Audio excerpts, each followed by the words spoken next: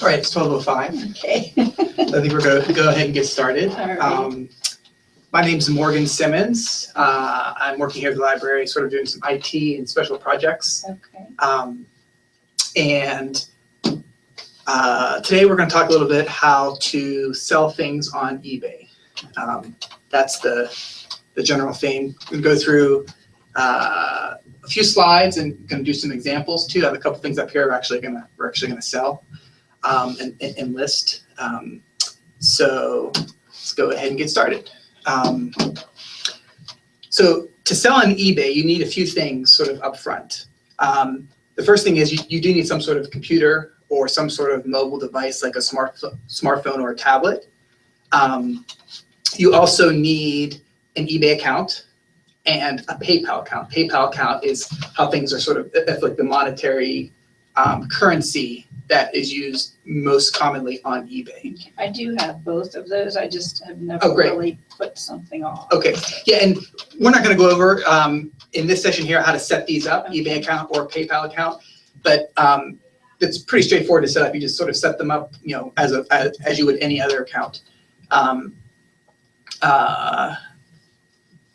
The fourth item on the list here is a digital scale, which I have here at the front desk, which is useful and almost necessary to sort of gauge how much things weigh for shipping purposes.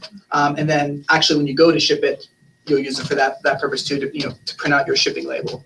Then the fifth thing on the list here is just a way to take pictures. And that may actually be very similar to what is number one, your computer and or mobile device. But that's kind of a separate thing that you do need. You do need, when you make an eBay listing, you do need to have pictures of the item. So for some people that might mean just using a digital camera. But if you have a smartphone or a tablet, there's actually ways to sort of integrate those pictures into a listing process that makes it a lot easier. So we'll talk about that. But that's sort of the comprehensive list pretty much of what you need in order to be able to sell.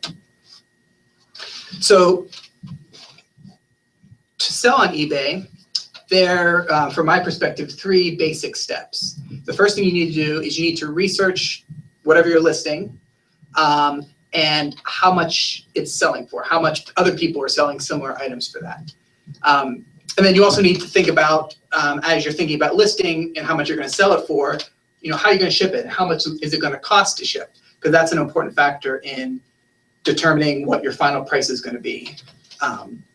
The second basic step is after you do that research and you figure out, well, how much is it worth, how much am I going to sell it for, and how much I'm going to ship it for, you're actually going to list the items. You're going to go through eBay's process. You're going to put pictures up. You're going to select various descriptors, and you're going to put that listing live onto the internet. And we'll go through about how to list some of that.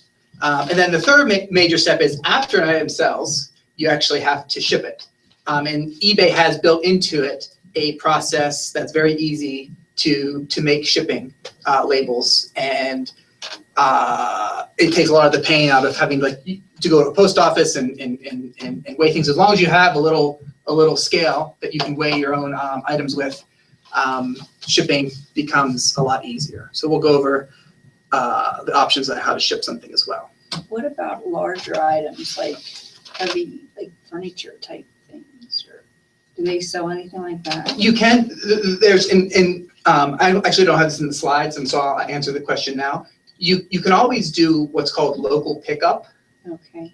So if you do have something large and you don't want to worry about shipping it, you can just say it's in Somerset, Pennsylvania, and this is available for someone to buy. If you can come and bring a truck or whatever to come pick it up. Okay. Okay. And you can ship larger items, but obviously that shipping expense is going to be a significant factor in how you might go about it. But that's actually I have actually listed. It was an antique stove that my grandmother had, and we listed it. And somebody from New Jersey came and drove here and picked it up. Like they bought it online. Right. They brought their truck and loaded it in because they were, in the market for antique stoves. So it is a possible thing to do. Okay. not only might someone like in the Pittsburgh area here, see it and want to come find it, but maybe someone from a couple states away could be interested, if it's something that's valuable and worth their while to come and actually pick it up. So that is an option for big stuff. And I'm going to go through a lot more of the shipping options here shortly, because shipping is there's a little bit of an art to shipping, because that is one of the significant expenses of selling on eBay. Right. You have to sort of plan that you're going to have to shell out some amount of money to ship, and how you price your item impacts how you ship it. Is there a fee eBay charges you as There is. well? We'll get to that. We'll get to that at the end here. So this first step, we're going to talk about research, how to research a listing and how to determine the shipping price. So the first thing we're going to do here is just demonstrate research a listing price. And to do that, I'm going to go over here to eBay page. And the thing we're gonna actually post, I have here, it's a power inverter, it's a power supply for a printer. So what I'm gonna do is, there's a serial number on here, and I'm just gonna type that serial number. It's 09504404. And I'm just gonna do a general search on eBay, and we'll see if somebody has listed this already. So this is kind of the first step. The first step is to check and see what things are currently listed and what prices they range. So here's an adapter. Here's this power adapter, HP Hewlett Packard power adapter for $11.99. Here's the same one for $8.97, $8.95. So there's a couple prices here. Here's one for $25.72. And these are basically the exact same item, but there is a range of items of prices. So you can kind of sort of, here's one for $39.99. So some of them are priced really high, some of them are priced less than $10, some of them are priced around $20. So this gives us a sense of like what the current price is. And the next important step of determining your listing price is actually go over here on the side, and you can filter these results, and you can filter them by completed listings. So there's actually, if I tick this box here where it says completed listings, it's actually going to show us the same items, but for listings that are done. So what they sold it for. What they sold it for. So here's a green number. Green number means it's sold for this price. So this item sold for $9.97. This item sold for $12.99. This item didn't sell for $17.79. This item didn't sell for $30. Here's an item that sold for $19.79. So you can kind of scroll through here and get a sense of like what actually sold and what the price was for that. And this is not a real popular item. This is something that, so here we have two that sold for 20, one that didn't sell for 18, one that didn't sell for 30. So someone would need that exact. Right, so if you had this printer and your power supply died and you didn't want to get a new printer, but you wanted to get a new power supply, that's when someone's going to come and buy this. So it's possible that if you would list this like around $20, you might sell it. And again, it sort of depends on how quickly you want to sell it. But probably a more realistic price is going to be somewhere around like $10 to $15. So that's sort of, and it's a little bit of art, and again, it does have to do with how quickly we want to sell something. Obviously, the cheaper you sell it, Right. the faster it's going to go. But you notice here, a lot of these will have, this one is $9.97 with free shipping, $12.99 with free shipping. A lot of these have free shipping included. This one did not have free shipping. So they were charging $30.50, plus you probably had to pay for shipping. So it was actually a little bit more than that. Maybe another reason why it didn't sell.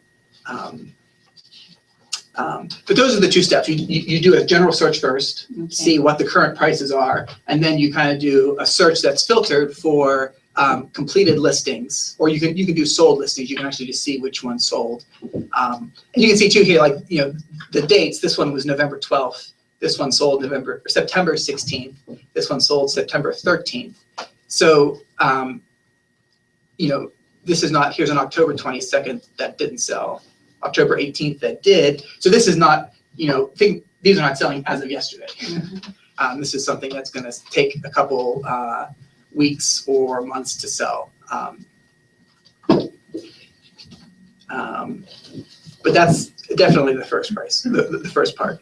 The second part of this process, after we research our listing price, is to determine how we're going to ship it.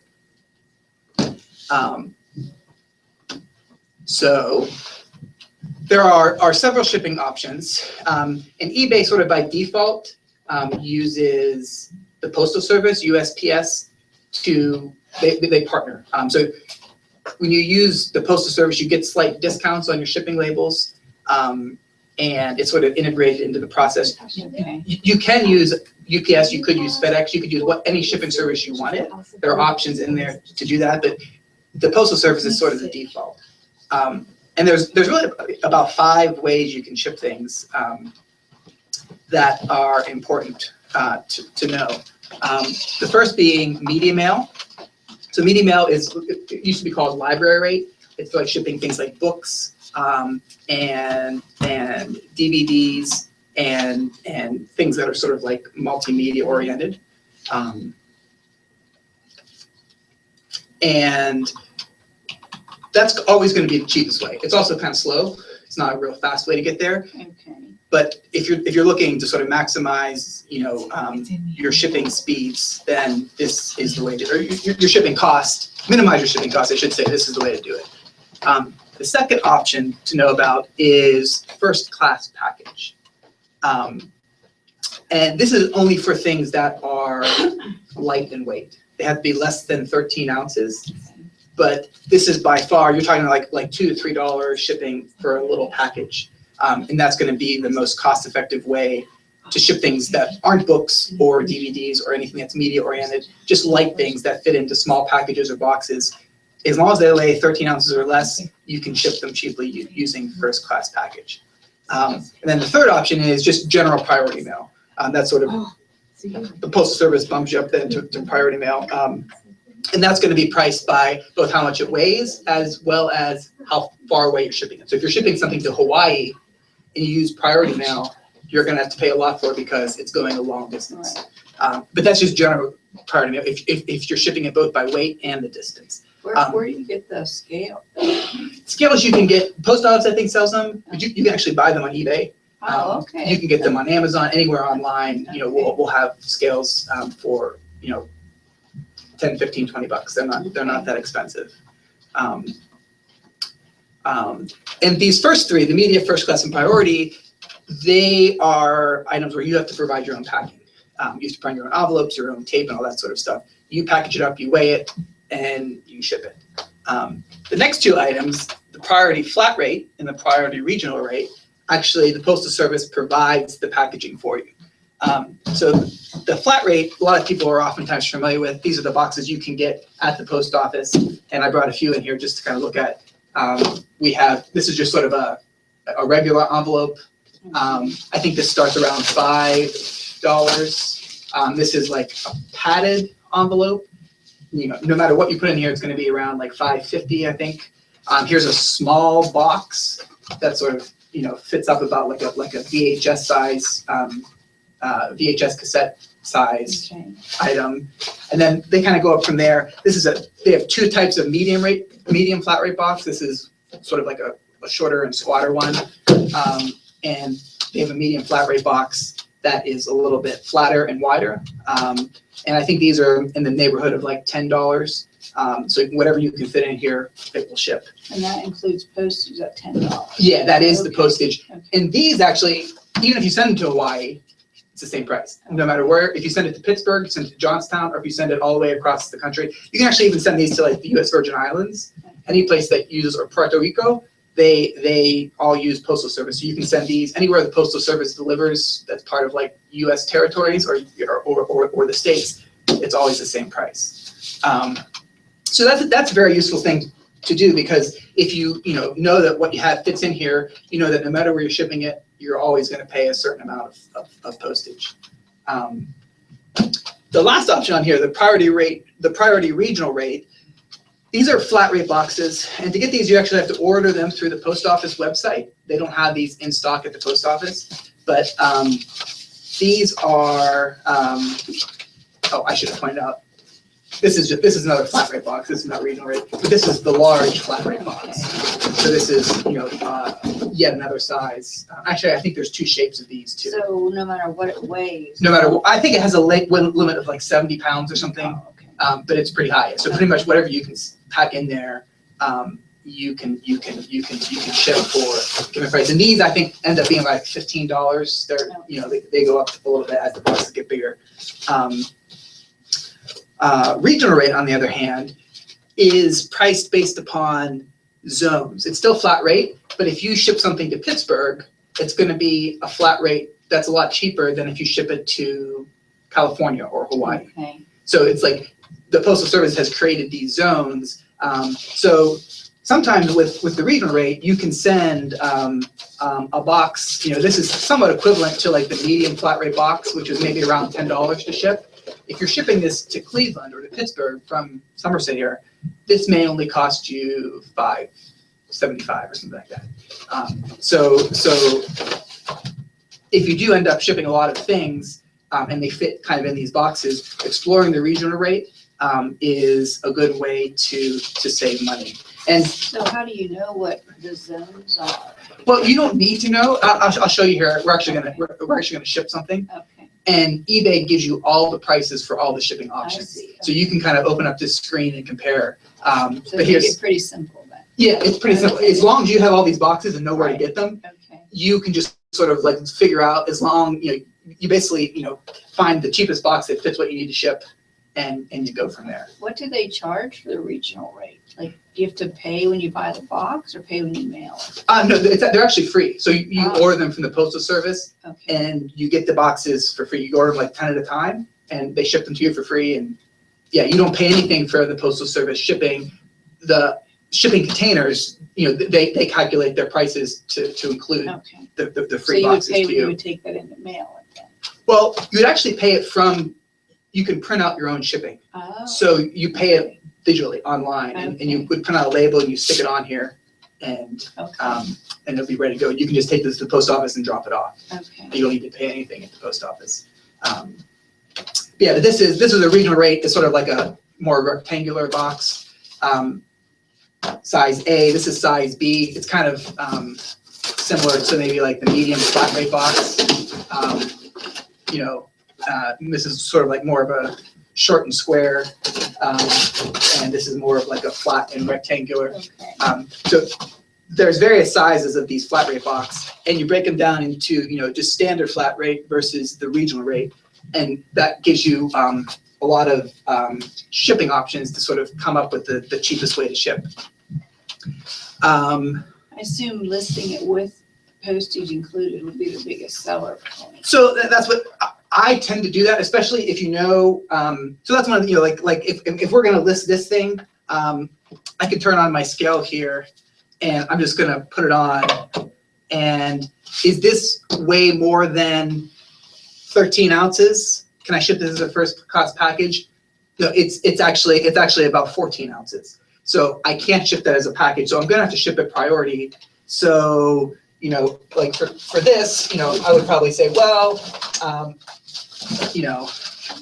put it in one of these flat rate envelopes. And a lot of times I'll even just, kind of put it in here after I list it and just keep it ready to go like this. So when it sells, you can just take it out.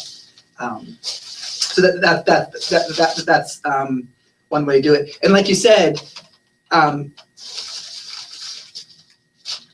you can sort of charge the person who's buying your stuff shipping based upon where they are, and shipping can be an additional fee to what your product is listed for. But my perspective is like when you're trying to sell something, it's just really convenient. If it's $10 in free shipping, that's a lot more easy to understand. $10 plus, depending where you're located, it might be like $4 or $5 or $7 more for shipping. It would just, when you use the free shipping tag, I don't know if there's evidence to support this, but it's my personal opinion that it's just easier for someone who's buying it, because they see this is the price. I don't have to worry about what it's going to cost to ship. Right. That's already been calculated in. And like I said, you don't have to do that. You could list your price and then have your shipping sort of be an add-on. But my preference is to sort of Okay. Because we'll get this a little bit later when we talk about fees, but you do get charged fees, and the fees include both the purchase price and your shipping costs. Okay. So it didn't used to be that way. It used to be that eBay only charged you on your purchase price, and then what people did was they would sell things for 99 cents, and they would charge $20 to ship them, and then they only had to pay a really small fee. Okay. They didn't have to pay a fee on the shipping. Right. But now what eBay does is any fees you get assessed on the total of what you sell it for and how much you charge to ship it. Okay. So there's no advantage to charging shipping fees. And, from my perspective, there's actually disadvantage just in simplicity of the whole process. Okay. So yeah, I recommend, incorporating your shipping fees into the process you use to actually ship your item. So if I know, like, this is going to cost more than $5 to ship, somewhere between $5 and $6 to ship in this envelope. Mhm. So when I list it, I'm going to take that into consideration, which we will do here shortly. So the first step again was just to assess how much it's worth, how much you're going to sell for, as well as in the context of how you're going to ship it. Second step is to actually list the item. And there's actually 3 different ways to list on eBay.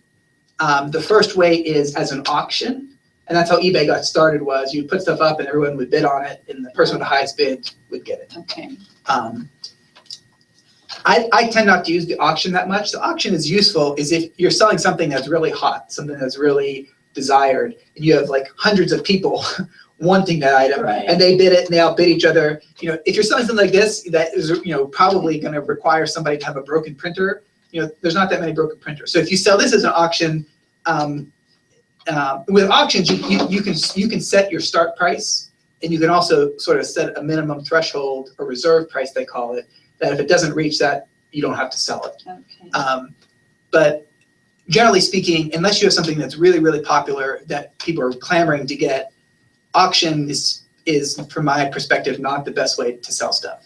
I usually list things as buy it now, which is the price that I set with free shipping, and I sort of know how much shipping I'm going to cost. So it's sort of like a story. Like you go in there, you find the item that you want, and you buy it at the price that's listed. There is a third option. If you use buy it now, they have a thing that's called best offer. So you can list something as buy it now, but you give the person who wants to buy it an option to like submit a price that's lower than what you're trying to sell it for. Okay. And then you can sort of counter back and forth. You can provide a counter offer. I think you can do up to 2 or 3 counter offers. So if you're trying to list something for $50, but you would really, you'd be okay with taking $35 for it, and someone offers you $30, you can then offer back $40 or $45 and kind of negotiate. And then it's at some point, either you or the buyer will agree to what that price is. So the buy it now with the best offer is sort of combining auction and buy it now together. It gives you some flexibility to sort of negotiate prices, which can be useful. If there's something that you want to list, if you could sell for $50, that'd be great. Someone really needs it now, they just want to buy it. Mm-hmm. Otherwise, maybe someone will take some time and negotiate down with you. So that's kind of a way to go about it. So we're actually going to demonstrate now how to list this item, our power supply. And as a process, one of the reasons we're doing this little talk is that when you sell on eBay, there is an option to donate a portion of your sales to whatever charity of your choosing. And I'll show you how to, if you would want to donate, I think it's from 10 to 100% of the proceeds that you get from selling items, you can donate to the charity of your choice. So let's look at how to actually sell this item. So we're gonna go back over to eBay here. And there's 2 ways you can do it. You can start from here. You can say, hey, this is what I'm trying to sell. It's an HP AC power adapter with this serial number. There's an option down here to sell one like this. So if you find something that you want to sell and it's already listed on it, you can do a sell one like this, and that's going to open up a. I'll show you both ways here. It'll open up a window for us. That will be our selling page.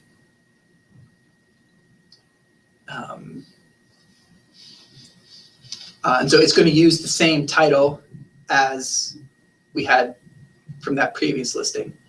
And even if it's not your listing, it will use the same. Right. So like, it's good to like, if you do use someone else's title, like I'm gonna Modify it. yeah, I don't know that this is for a DeskJet 5. You know, this person probably knew that. One of the things I am going to say this, I just happen to know HP power supplies have different color ends on them, and that color matches the color in the printer. So there's blue, pink, so they're slightly different. So if your port on your printer is gray, you need to have a gray power supply. So I'm actually going to put here power adapter for printer with gray plug. And you do have a limit of characters. It says up there 24 characters left. You can only make your title so long. I'm just going to put grade condition with an exclamation point. Describe it a little bit. Or you know what I'm going to say? I'm actually going to say, because I did test this, I'm going to put tested grade condition. Oops, except I ran out of characters. So we'll do tested, works great. That gives me 2 or 3 characters left. And just to show you, I'm going to open up a new tab here and just, so this was sung from previous listing. If we wanted to start from scratch, we can do that here on eBay, just the main website. Up at the top here, there's a item where we can say sell. And eBay will help us locate the item. So tell us what you're selling. And I'm going to put it in the serial number again, HP 0950-4404. And it brings us basically to the same screen. It's recognized this as, and it's put it in a category. So this is computer, tablets, networking. It's a printer scanner supply. It's parts and accessories, and it's a power supply. So eBay sort of categorizes things here, you know, with a hierarchy. And this is it put it in the right place. We are selling a power supply that's for a printer.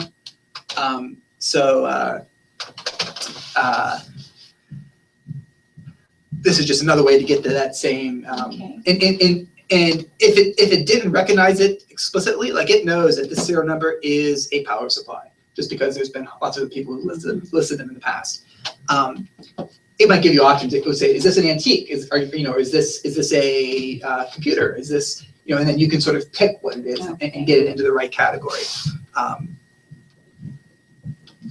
We're going to leave that page. I'm just going to go back to our first listing here.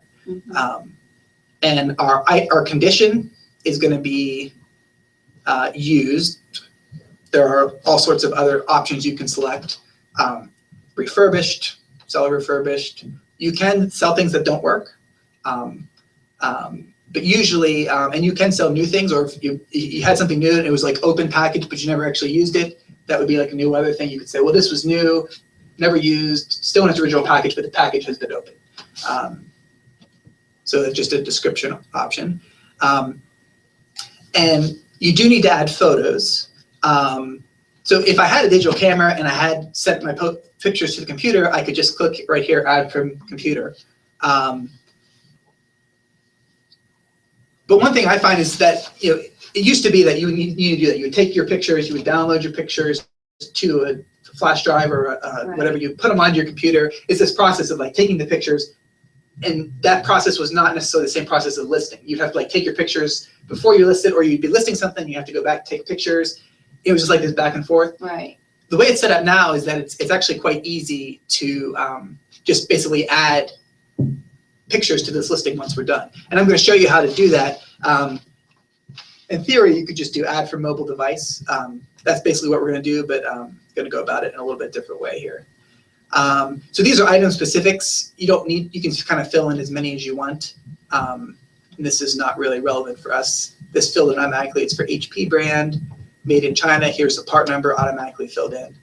I'm just going to copy our title here. And this is where the details you can sort of put in. I often have to just recopy the title and then add a little bit more. So this is, say it works with all HP printers with a gray plug. You know, and if I had more information, this is a pretty straightforward thing. I don't need to describe it all that much. We'll put the details in there. And this is where we select either auction or fixed price. So we're gonna do this as a fixed price. You know, we were seeing things from like $10 to $20. It actually gives us a recommended price, $9.50. Because I'm shipping this priority mail, and it's going to cost me between $5 and $6 to ship it, I'm going to go a little higher than that. You know, and I'm going to probably, that one listed for $12.99, I think, that one sold for $12.99. So I'm going to list it a little bit higher because I know I'm going to have to spend a little bit more. If this was less than 13 ounces and I was shipping it for $2 or $3, you know, I might err on the lower side. I might go down to like 9 something. So this is where like knowing what you're actually shipping for may impact what price you choose. Here's the option to add best offer or not. And for this, I'm not going to add a best offer because if someone wants to pay $11.99 for it, I mean, they should just pay $12.99. You know, this is not something I'm willing to negotiate on. So I uncheck the best offer. We have one of them, so if you have like 5 of something, you could list them all in one listing. In this case, we only have one. And here are options for how long the listing is going to last. And I usually do 30 days, but you can choose whatever duration you want. Sometimes the shorter, if you're doing an auction style listing, I think you can list an auction for up to 7 days. You have to kind of do shorter time periods. Do they charge by how many days you pick? No. Up to the first 50 listings. Okay. First 50 listings are free. And then after that, and there's a fees page here once we get to the shipping section. After that, then there are fees that are assessed. But the length of your auction or the length of how much it costs. So we'll put that for 30 days. And it does say fixed price listings have a greater chance of selling when listed for 30 days because, you know, it's one of these things where you're sort of just hoping to find somebody. So the longer it's up there, the more likely that you will find them. And if you wanted to, we're going to start this now, but if we wanted to, we could schedule our start time. And here's our shipping. So there's an option to select shipping for me. We probably don't want that. I'm going to select it myself. We're going to charge a fixed cost. We're going to offer free shipping. And the service we're going to use is, and here's a list of all services. So these are, here's the media mail I mentioned. Here's first class package that I mentioned. And here, they do include UPS and FedEx. There's options to do that sort of stuff. Like I said, I tend to stick with the Postal Service. We're just going to select priority mail. We could actually specify here's the padded flat rate envelope that we may likely send it in, but I like to not be too specific just because, you know, when I'm ready to ship it, I might find that it actually fits into a smaller package that costs less. It's still be using priority mail, but, you know, just to make things clear to people. You know, someone's expecting to receive it in a padded envelope and I don't send it that way, someone might get upset. So this way, I'm just going to say it's going to ship priority, it's going to be free.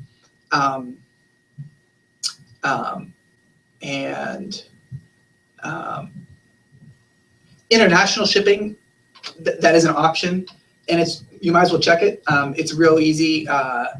If somebody international buys the item that you're selling, what you actually do is you send it to eBay's International Shipping Center in like Tennessee or someplace, and then they take care of the international shipping. So it's like a seamless process. You don't have to worry about anything. All you have to worry about is shipping it to eBay. From there, they take care of like any customs or other issues that may arise with shipping your items. So you can turn off international shipping if you want, but I've actually sold some things to people in other countries, and the way eBay has it set up is that they kind of protect you so that it's not like a scam. You know, right. People who are buying things from other countries have to go through this official eBay process. eBay sort of vets the buyer for you and sort of takes responsibility. Once you give it to them, they're responsible with the package from that point on.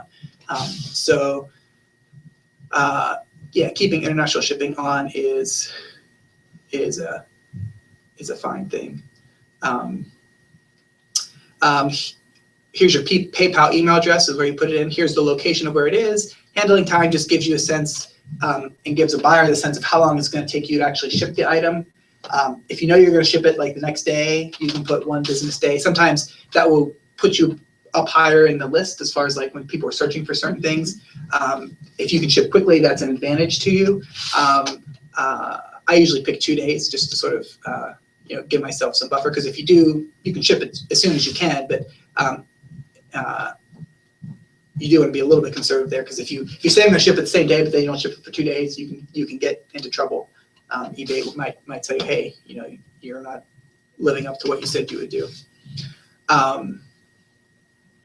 And so returns doesn't really matter, because whether you accept returns or not, eBay has a 30-day buyer protection policy, so that if something is wrong or something physically doesn't work with the item you send the person, or they claim it's not what you tell them it is, you have to accept it back, and you have to pay the return shipping. Okay. So that's, as a buyer, it's a pretty good insurance policy.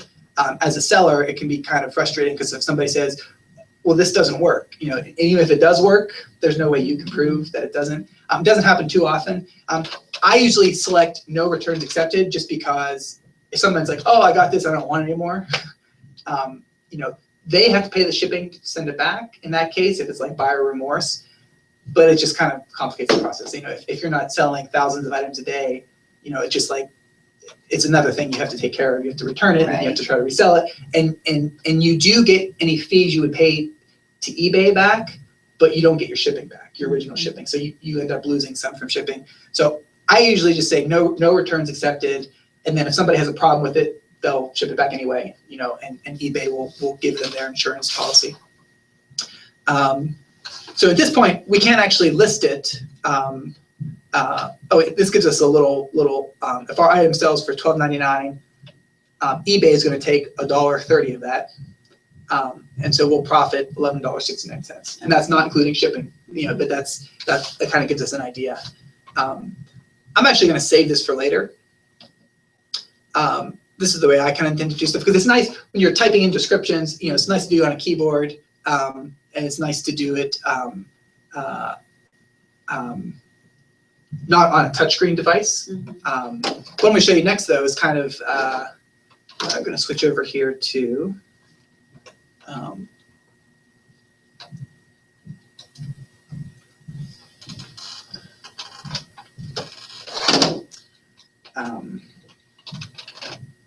so eBay has an app that you can use on your phone and or on your iPad. So when would you add the pictures if you were going to list it? Well, we're going to add them right now. Oh, I'm going to show you here with the app. So here's my phone. We just pulled it up there. We're mirroring on the screen. And here's the eBay app. And if I go over here to sell on the eBay app,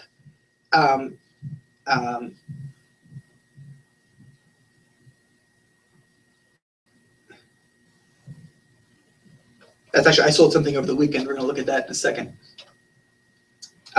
Here we go. It's showing me drafts. So that draft I just saved on my computer here is now available on my phone. So I can click on this. You can't see where I click. I'll try to tell you. But it's going to load up this draft. And I pretty much put in all the details already. But I don't have a photo. Right now there's a stock photo that's listed. But so you could use something that they already have. You could, but it really is good to take your own photos, just so that you can describe it accurately, because that stock photo may not be the best way. And it's nice to kind of show different angles. So right now it's asking me, do I want to take the picture from my photo library, or do I want to take it just directly from my camera? And one nice thing about this, if you take it directly from your camera, you don't have to worry about like storing your images for your listing. And if you end up listing 20 items, you might have 3 or 4 pictures each. That's like 80 pictures that you have to source someplace and find. If you want to relist them, it's like, this is nice because you don't have to get into picture management. You can just take the pictures as you need them.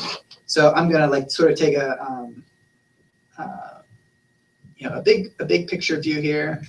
I'm gonna zoom in on this label so people can see the label pretty well. And I'm going to zoom in on this plug to show that it's actually a gray plug, which is a useful thing. I'll And then- try not to photobomb the pictures. Yeah. And then I'm just going to click on Save down in the bottom right-hand corner, and it's going to add these photos to the listing. Okay. Now, I could have actually started this listing right on my phone. I could have just typed everything in. But you'd have to. Right, and depending on what you're listing, maybe it's fine. You know, maybe you don't have like this. I didn't have a real long description of. I didn't have much to say. So like listing this on my phone might have been a better way to go about it. And now show me I have 3 photos. There's my title. There's my category. You know, it's in printer memory printer memory. That's actually not the right category. Doesn't really matter that much. It's in the right. It's in the right category list. Well, if they put in that serial number, it'll bring that up. Right. Yeah, and this is kind of an archaic way to search for things. Like you could actually go through and you could like look at all the computers and tablets and networking devices for sale. You could look at all of the printers and scanners. You can search by category, but realistically, you're going to search by keyword. You're not going to go in there and search. But when eBay started, that's how a lot of people would search for things. They would like go into the category they were looking for and browse in that category. So if you don't get the exact right category there, it's not a big deal. We're close. We're in the printers category. We're in parts and accessories category. At some point, that switched to printer memory. I don't know when that happened, but and we can click on. So just looking at format and price, it's telling me here. I maybe should put it down to 1150.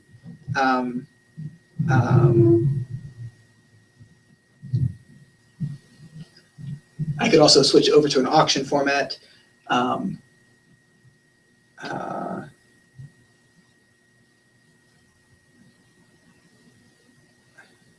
If we go into preferences here, these are my options. And down here at the bottom, and there's a way to do it from the computer too. I just didn't see it on there. Sell for charity. I'm going to click on that, and I'm going to turn that on. I was just always wondered, like, how safe is it to sell? Like, you get paid before you send it then? That's a nice thing about what eBay has done with PayPal. There are restrictions in place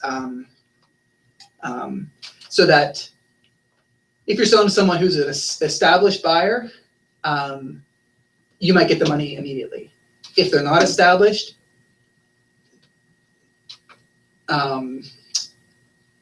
PayPal might take those funds from that person and sort of like minimize what they can do with their account until they actually receive the device and you actually receive the money. There's some delays built in.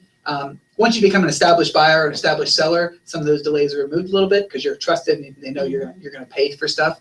But PayPal has very good policies such that both for buyer and a seller, as long as you kind of use the process, there's insurance policies on both sides, and they've kind of come up with a system that makes it not easy to scam. Okay. Sometimes still people will do that, but it's very rare. And a lot of times then if you do kind of get scammed in some way, you can open a case with PayPal, and as long as it's obvious that you've been scammed, then PayPal will refund your money. Okay. And it's actually not letting me get in there. But there is a toggle here for selling for charity, which I'm not able to show at the moment. But then, so this is pretty much we put all our information before. I'm going to hit continue, and it's going to verify the listing. And it's telling us here to insert the listing. It's free. We're actually not getting charged to post this listing. If we would list more than 50 items in a month, we would get charged a small fee to do that. On top of what they normally take. So. Well, normally there's a listing fee. You have to pay to list it, and then once you sell it, there's a selling fee. You have to pay to actually complete the transaction. I see. But for the first 50 items, they waive the listing fee. So if you're just sort of like a low volume seller, it's not a big deal, and they don't charge you to list. There are options to list a lot. If you want to list a lot more, you can actually purchase packages where you can list thousands of items, and you can create your own eBay storefront. But generally speaking, as a small user, a small seller, you just, as long as you don't list more than 50 items in a month, you're okay. You don't get listing fees. There is an option here. You can automatically relist this item up to 2 times. So like if you do list on a monthly basis, 30 days, like, the next month it'll relist it for you and it'll save you from having to do it yourself. So you could list something for up to like 3 months without ever having to touch it and just have it on there. And But they would know if you sold it? Yeah. And removed, okay. yeah, if it sells, it automatically gets removed from eBay and you get an email stating that it's sold and it's now time to ship. So we are going to list that.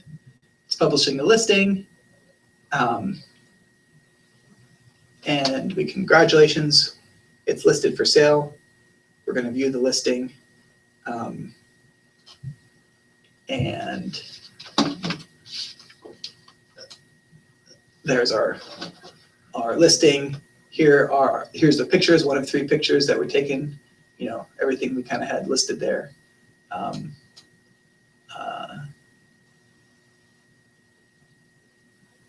That's the listing from mobile view.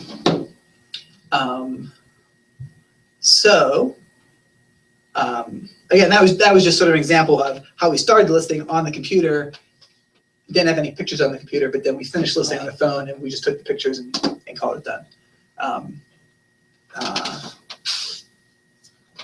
Another thing we can do is after we've listed it, we can actually go back in here and if you go into my eBay in the selling category of your eBay, you can actually, so I have several items listed here. Here's the most recent one. And you can sort of see a summary of what the item is. This is how many people have watched your, viewed your listing. So a lot of these listings I haven't been viewed very much. Here's something, I have a scanner up there was viewed 23 times. And the number below it is the number of people who are actually watching it, actively mark the listing to sort of like maybe bookmark it, kind of go back and see what happens. And from here, if you realize you made a mistake, you can go in, you can revise your listing. Again, you can do this from the phone too. You can do it from the app on the phone. But we'll pull up the listing and we can sort of see what our options are. So that one item you have to calculate, so you're not paying free, you're not having free shipping. Correct. Yeah, I can go back there in a second, look at that, and kind of show you why that was. I just wanted to look here and see if we can.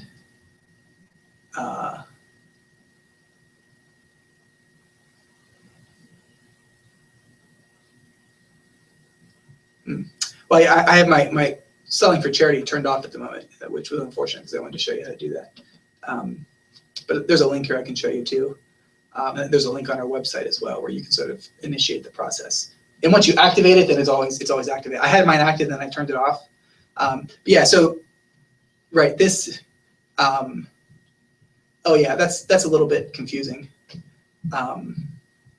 It's saying calculate because I forget why that is. But if we look at this listing, it is actually for free shipping, free economy shipping. Oh. I forget, there's some reason why it calculates sometimes, but this is free. And this one I do have listed as a charity listing, so 10% of the sale will benefit the library. There's also another listing I have on here that is definitely a calculate. These are big, heavy parts from an old printer, a microfilm printer.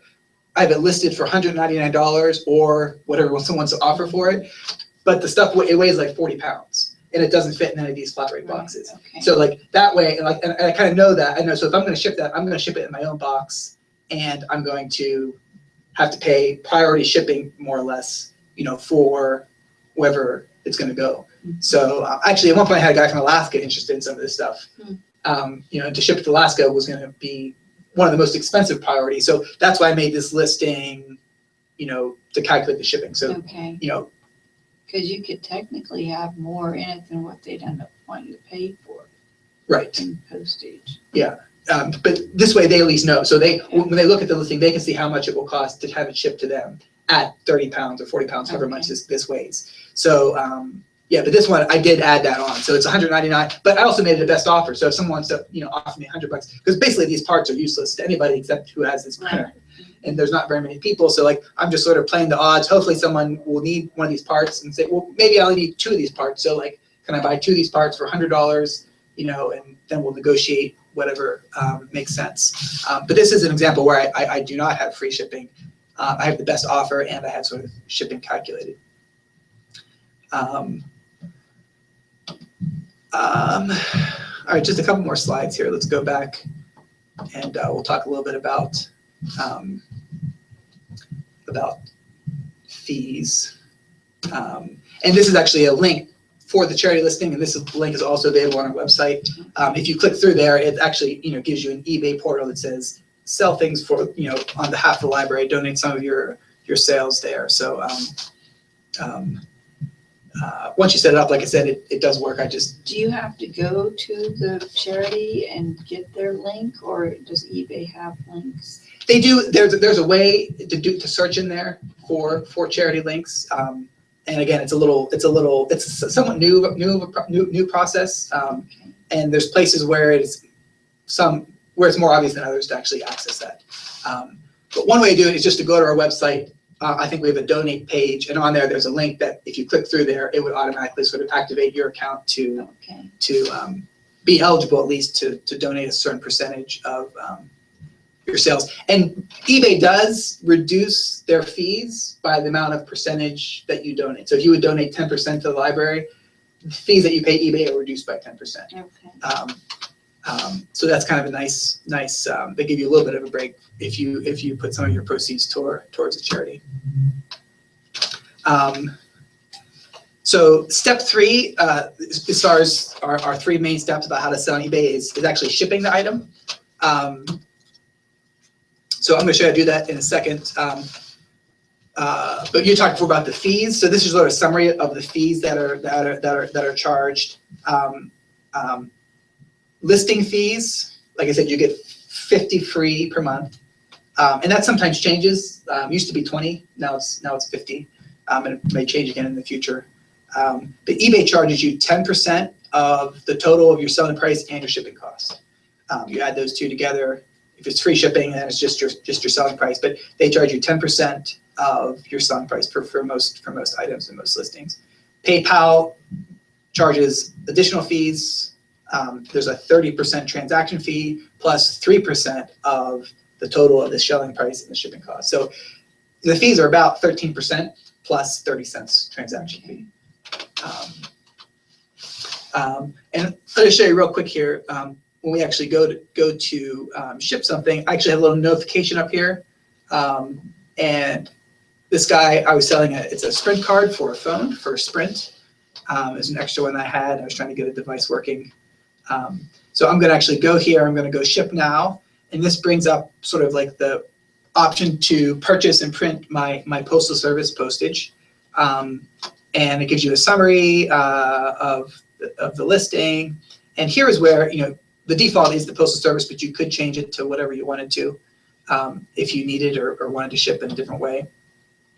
And this is a neat feature here. It says compare delivery services. So you can see which is the yeah, this is what I was telling you about before. So this is a very light item. Where is it? It's just this card right here. And I actually may end up just mailing this in an envelope and using a stamp. But for purposes of this experiment, if you get something you could track though. So yeah, that would be, I wouldn't have tracking, or I could pay for tracking. That's the nice thing about doing it this way. So if I do it this way, I'm going to put this on the scale. This is going to weigh 0.7 ounce. So we'll just round that up to 1 ounce. Because you would want tracking, I would assume. You would, but I mean, something like that, if that would get lost, then I would have to eat the cost. I wouldn't be too worried about it. Any postage you purchase through eBay automatically comes with tracking. Okay. So that's definitely one advantage of doing it this way.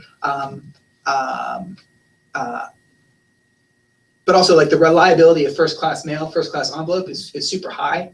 So if I would just mail that in a regular envelope, almost be 100% sure it's going to get there. And if it doesn't, then I would just take the loss. But you can see it breaks down. So if this is 1 ounce package, this is the cost to do it, the cost to ship it. So if I ship it in a flat rate envelope, it's going to be $5.05.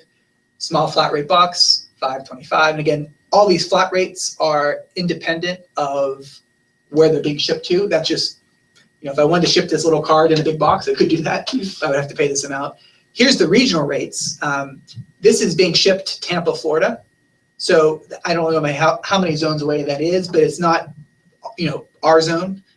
So the entry-level regional rate box is $7.55. Entry rate regional B box is $10.66. So those rates will vary depending on how far away you're shipping. But then what you do is you compare, well, what's cheaper? Is it cheaper to send it in a regional box A, or is it cheaper to send it in a medium flat rate box? In this case, if it fit in the A box, it'd be $7.55 as opposed to $11.30. So and if it was even closer to us, sometimes these regional rate box A are in the 5 range, $5.25, $5.70. That is a sort of summary of all the flat rate stuff in the regional boxes. And there's also always the option just to send it up straight priority mail, where you provide the packaging. Okay. It's not a flat rate and it's not a regional rate. In this case here, because this is so light, it's basically a 1 pound rate. So if this wasn't such a small package, when we're actually trying to ship it priority, if it fit into this flat rate envelope is always the cheapest. But the 1 pound package rate isn't too bad either, $5.54. So if this was like a really bulky thing, but it was really light, and it weighed less than a pound, it would only cost $5.54 to ship it to Tampa. So it's always good to look at just sending it normal priority too, without any of these special packages.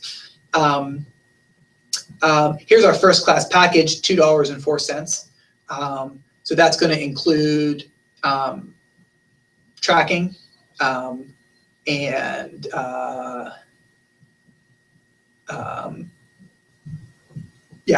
that's going to be the cheapest way to ship, like I said, things up to 13 ounces here, as it says. Parcel Select is also an option. Parcel Select is kind of like slow version of priority mail, and it almost, it costs more usually. Here's priority mail, it's going to get there in 1 to 3 days. Parcel Select is going to take 2 to 9 days, and it costs, more. And generally that's the case. Maybe if you're shipping something really big, really heavy, Parcel Select might be a little bit more economical, but generally speaking, I never use Parcel Select. I always just ship it priority mail. Or, it might cost, you might save 20 cents on on a $15 shipping, so you could ship it for $15 for Parcel Select, or $14.80 for, or $15.20 for priority mail. So it's is it worth that extra 20 cents to ship it more faster and more reliable to the guy, the person who's buying it? Probably. But this is nice because it lays it all out for you. It lays all the shipping options out. Did it automatically pick that first class package? It may have, but I think when I listed it, I might have listed first class package because I knew I was going to ship it as first class package. And is that what you have there? Is that first class package? Well, first class package is anything. Okay. It's either an envelope, a small box, as long as it weighs less than 13 ounces. Okay. And I think it needs to less than 13 ounces and less than 84 inches in length and girth. So if you pick an envelope with a stamp, how do you select it up You there? don't. So you can't do an envelope with a stamp here. Okay. That would be the decision I would have to make. Do I want to, because the envelope with stamps is going to be 50 cents, without tracking. First class package with tracking is going to be $2.04. So is it worth $1.50 to me to send this without tracking? And maybe it is. But and here you can put in the package dimensions just to make sure you're not exceeding, for example, this 84-inch. But you don't necessarily need that. That's not going to change the price. We'll do 8 by 10 by 1, and that if those dimensions do impact the shipping. But from Postal Service, dimensions don't really matter too much. It's mostly the weight, unless you have a really odd-sized item. So our 1 ounce thing, $2.04 is definitely the cheapest. Here's medium mail. If it was a book, $2.72 is the entry price for medium mail shipping. So if it's light enough, you can ship it first class package. But medium mail can also be an option too for cheap shipping. So we're going to save that. We'll go back to our screen here, and I'm going to go ahead and I'm going to purchase the postage just so you can see it. Here's our weight. Here's first class package. It's going to be $2.04. You can see we get an eBay discount of 50 cents. Normally it would cost $2.54 if we took it to the post office and mailed it as a package. Okay. That would be the rate. So eBay has negotiated some deals with the Postal Service. And we're going to, mailing date is today. You know, if we knew we weren't going to mail it tomorrow, we could pick whatever day we knew we were about to mail it. But I'm going to mail it today. Would you display the postage value on the label? You can. I don't usually do that. Okay. It's not that important. Okay. If you want to do that for your own personal record keeping or for whatever reason, because the Postal Service can just scan this and they can see how much they paid for. Like when they scan it in, they see that sort of stuff. So it says I successfully printed it. We've deducted $2.04 from my PayPal account, and they automatically email the guy who bought it and saying that it's going to ship. And here's my label. So then I can just, you know, print this label out and tape it to my envelope, and then just as long as these labels, as long as these packages fit into a post box, you can just put it right into a mailbox. You don't have to go into the. Yeah, but like for some of these larger flat rate boxes, they don't fit, so you have to take them in and drop them off. But the only thing you can't do in post office boxes is like deposit stamped mail. Like if you would put like 10 stamps on a package like this, Okay. you can't put in stamp mail. But if you print out a label from eBay or from other online postage, as long as it fits, you can just drop those right into the post office boxes. Because there are signs on those blue boxes that say, you know, packages more than so many ounces do not Right. deposit in here. But it does say like stamped packages. Like it does clarify like the things need to be stamped, and anything that's printed out on a label, you can just sort of drop off in those boxes because it's linked back to you. There's no way you could like print something, you know, print a label and like not have it, like it'll always be traced back to you. So there's accountability for that. So yeah, so that's our label printing after we sort of compared our options, and that screen where it had all the options up. I always just look at that pretty closely, and I say, well, you know, this is what I was gonna, you know, I was gonna ship it in this padded envelope, but would fit in something smaller, something cheaper, you know, when I'm actually looking at it, and that's when I sort of make the final shipping cost. But I do sort of do a shipping analysis up front as well to know how to list it. Okay.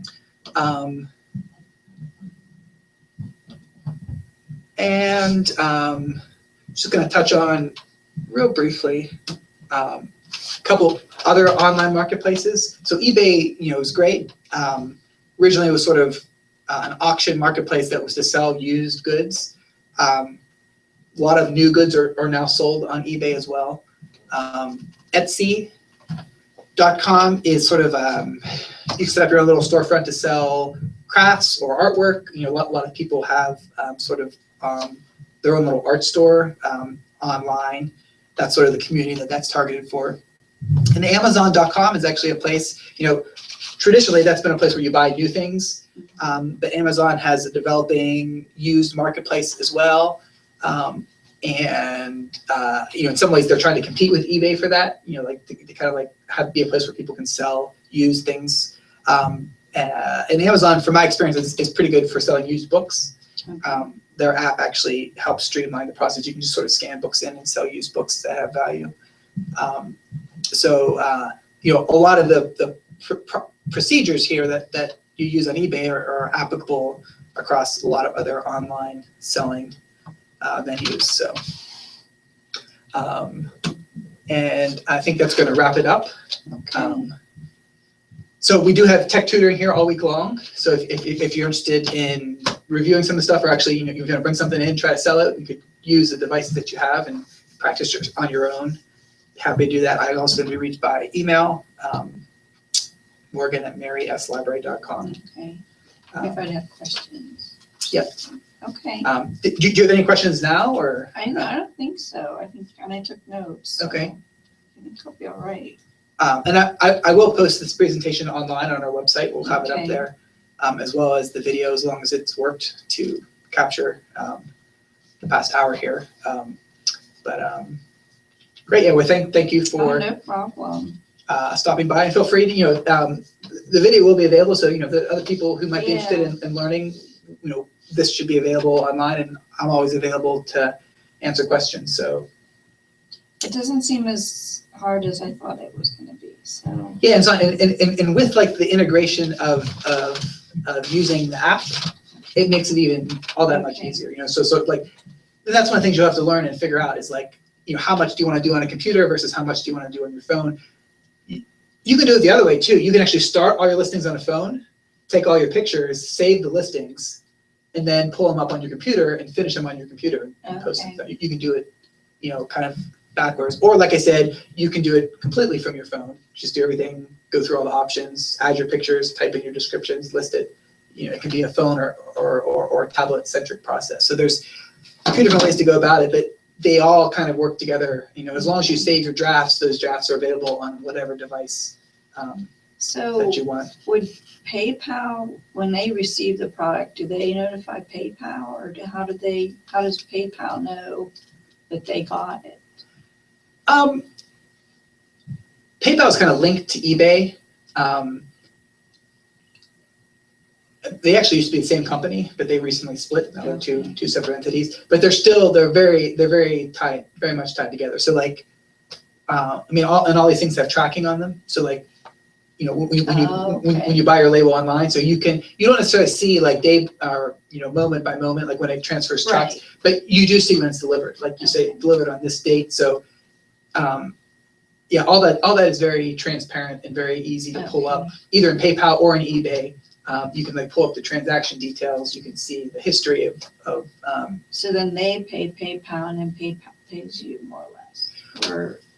Well, the way it works, like eBay ends up just being, after you sell the item, what they do is they actually invoice you on a monthly basis from for the cost that you incurred during that month. So eBay doesn't do anything up front. eBay is just like the window and the portal. And you sell stuff there, eBay keeps track of it, and then at the end of the month, they'll send you an invoice of what you owe for the month for your selling privileges on eBay. The actual transaction is run, the financial transaction is run by PayPal. So like, your PayPal account communicates with the buyer's PayPal account, and that's where the money is sent across. But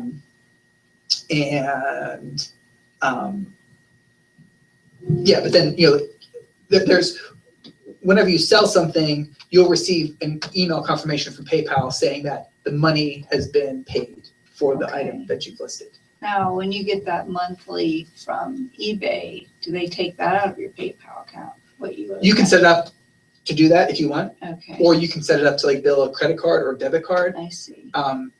It just depends how you want to sort of account for that. But yeah, you can set your eBay account to deduct that monthly selling invoice from wherever you want. Yeah, so if you do it from PayPal and you just kind of keep your money in PayPal, it's always there. But this is sort of making me think now. I have a doll collection that my mother went around the world, and they're hard to store them all. Yeah. And I thought, well, maybe I don't need all of them. Yeah. So I thought I didn't even think of that. Maybe this would be a good way to get rid of some of those. Yeah, and again, you can go on that. You can kind of look at dolls. Like if you're able to identify your specific doll, that can be useful. But like with that, like identifying this, like the doll part doesn't have a serial number on it. Right. Well, maybe it does. But they're like it's I don't know. There's makers and things on it. So like you might not find that specific doll, but you might find dolls from a similar maker or similar era, like how old they are. And even if you don't find the specific thing on there, you might be able to make a listing, like just create, like if you're not able to find a price reference, you could just say, well, this is an old doll made by this company or whatever. I'm going to sell it for $75. Yeah. Or at least or you could put it for $75 and then do a best offer. So like even if you don't know the value of it, someone else might say, oh yeah, I'm not gonna pay $75, but I would easily pay, $65. And the other thing you can kind of do too, like if you post it and then like in 3 hours, you're starting to get bids, like you can gauge like how valuable the thing is based on how much traffic you get, how many people are actually Okay. looking at it. That gives you a lot of input as well. And something like that may, like if you're getting a lot of traffic, like selling those as an auction could be a possibility. Okay. You know, like if there's a lot of interest, and sometimes collectibles like that there are, like collectibles are like things that are popular. The other thing would be like a piano, so I would put that as pickup. Yeah. That they would pick it up. Yeah. Okay. You can put that, yeah, that was, I didn't actually show you that, but in the shipping options, that's one of the shipping options is local pickup. Okay. And you don't have to charge anything for, For them to come and get it. yeah, just kind of like post it out there. Okay. Um, This is, yeah, I think I can handle this. yeah, no, it's very, especially once you start doing it, Yeah. it's quite manageable. I mean, my neighbor, she sells clothing and all sorts of things. Yeah. You know, so I said, I don't know. I have a garage sale every year to get rid of enough, but Yeah, I mean, and part of the trick too is identifying the things that do have value. You know, right, like, right. because if you try to sell a bunch of stuff that's not very valuable, Right. you end up spending a lot of time and you don't get much benefit. But Well, you that's spend it all on postage. and that too. But like the first step here, you know, like assessing how much stuff is worth. That's oftentimes the most important thing Right. because if you're trying to sell stuff that's selling for $3, $4, $5, Right, you know, yeah. but if you can find stuff that's selling for 25, 30 or more, you know, like then the time you put into it, you actually get a pretty good return Yeah. back. No, I mean, Um, like I said, there's some things that we don't sell that you don't want to, like I'll donate what we don't sell, but if it's valuable that I don't want to just donate it. Yeah, It'd be yeah, worth yeah. trying to sell it this way. So. Your 115 is here. Okay, I'm coming up. Okay. Hi, that's Phyllis.